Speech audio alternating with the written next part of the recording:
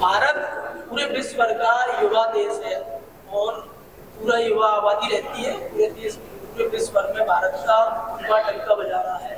किसी भी क्षेत्र में आप किसी भी क्षेत्र में ले सकते हैं, लेकिन एक आंकड़ों को देखा जाए तो पिछले कई सालों में एक आंकड़े निकल के आते हैं कि भारत का युवा आत्महत्या और डिप्रेशन और इसके चपेट से आत्महत्या करता हुआ जा रहा है। आपकी ये मुहिम है चिंता मुक्त भारत, एक बहुत अच्छी मुहिम है। मुझे लगता है देश में रेगुलेशन और एक नया चेंज ला सकती है, लेकिन जितना कहने में आसान लग रहा है मुझे लगता है बहुत सारे चैलेंजेस आएंगे, बहुत कठिन काम हो सकता है। कितना आपने क्या टारगेट ले रखा है, कैसे ये चीजें और युवा तक कैसे पहुंचे? देखिए, बहुत अच्छा आपने सवाल पूछा, आपने सराहना भी की इस चीज़ की जो अच्छा काम कर रहे हैं।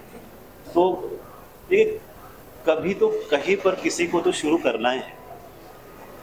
हमने 2032 लेके चल रहे हैं और 100% ये हो जाएगा, पर आप 0.001% ये सोचते कि नहीं भी हुआ तो हम ये इसके बाद इसका उपलब्धि ऐसी होगी, इसकी उपलब्धि कि कोई और इसको देख के आगे चलाएगा। वो अगले 10 साल चलाएगा, कोई और 10 साल चलाएगा। तो होगा ऐसे कि ये जो कड़ी है, अच्छे काम की कड़ी, ये चलती जाएगी, वो रुकेगी नहीं। ये दादाश्री जी की वजह से नहीं है, ये आज की ज़रूरत की वजह से हम सब कर रहे हैं। तो ये काम लगातार चलते ही जाएगा, बढ़ते ही जाएगा। अब ये करते समय जो हमने हमारा टारगेट रखा है पूरा युवा पीढ़ी, जितने युवक हैं जो कॉलेज में पढ़ते हैं या जो यंग प्रोफेशनल्स हैं, वहाँ तक पहुँचना है। तो देश में जितने इंस्टीट्यूशंस हैं, संस्थाएं हैं, एजुकेशनल इंस्टीट्यूशंस, उन तक हम पहुँच रहे हैं और काफ़ी हद तक पहुँच भी गए और उन्होंने अच्छा रिस्पॉन्ड भी दिया है। तो ये काम अच्छी तरीके से पहले कर चुके हैं। आज आपने देखा प्रोग्राम में ना, हमने बहुत कुछ चीज़ें दिखाई, पर आपने जितना भी देखा जो हमने अभी तक किया है उसका 5% ही दिखा है समय के अभाव की वजह से। पर हमने इतना बहुत कुछ कर चुके हैं। मैत्री बोध परिवार जो शुद्ध भाव से कमिटमेंट के साथ काम कर रहे हैं, कोई रिवॉर्ड के लिए नहीं कर रहे, कोई बख्शीश दे इसलिए नहीं कर रहे, हम हमारे लोगों के लिए कर रहे हैं, बस इतना ही है। आप उसके लिए हमको थैंक यू भी बोलेंगे, हमको उसका भी एक्सपेक्टेशन नहीं है, हम करते रहेंगे। इसी से एक एड ऑन सवाल ये भी है, कैसे लोग इससे जुड़ सकते हैं आपकी मुहिम से? और भारत सरकार और राज्य की सरकार युवाओं को लेकर इतनी चिंतित है और कई ऐसे प्रोग्राम भी बना रही है। मोदी सरकार की बात करें तो आए दिन बहुत सारे प्रोग्राम बनाती है युवाओं को लेकर।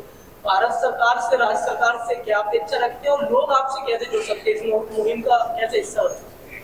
देखिए, सरकार से अपेक्षा रखना छोड़ देना चाहिए। ये आपका देश है, आप काम करें, आप इस सोच को लेके चले। आधे से ज़्यादा लोग यही सोचते हैं कि सरकार कुछ करेगी, इतना बड़ा देश है, सबसे बड़ी आबादी है, कितनी सारी चीज़ें सरकार देखेगी। आप वो भी सोचिए ना, ये काम आपका खुद का है। हम 10 लोग मिलके भी जो कर सकते हैं, सरकार से पूछने की ज़रूरत ही नहीं है। सीधी सी पहली बात ये है, हमने खुद से शुरू किया।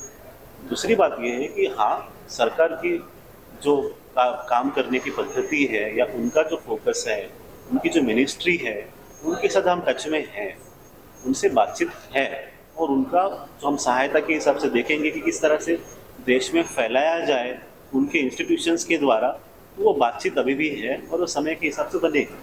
शायद अगले साल के बाद ही हम देख पाएंगे कैसा बनता है वो, पर वो एक दिशा है। समय के हिसाब से अपने आप ही वो एक्सप्लोर करके आप देखेंगे, उसका रिजल्ट भी देखेंगे। पर अभी ये कि उनको देख के उनके और आधारित होकर काम शुरू नहीं किया।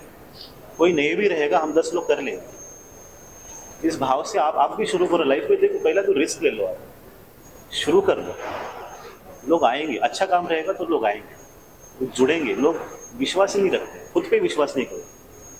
कैसे जुड़ सकते हैं? देखा, आप मैत्री दूत बनकर कि आप मैत्री दूत बनकर हमारे साथ जुड़ सकते हैं। ऑनलाइन हमारी वेबसाइट भी है, नाम रजिस्टर कर सकते हैं, जो कॉन्टैक्ट नंबर्स हैं वहाँ पर आप जुड़ के आप एक सभासद, एक मेंबर बन सकते हैं। एज इट इज जहाँ पर भी आप हैं वहाँ पर आप क्या क्या कर सकते हो, आपको ट्रेनिंग दी जाएगी, बताया जाएगा।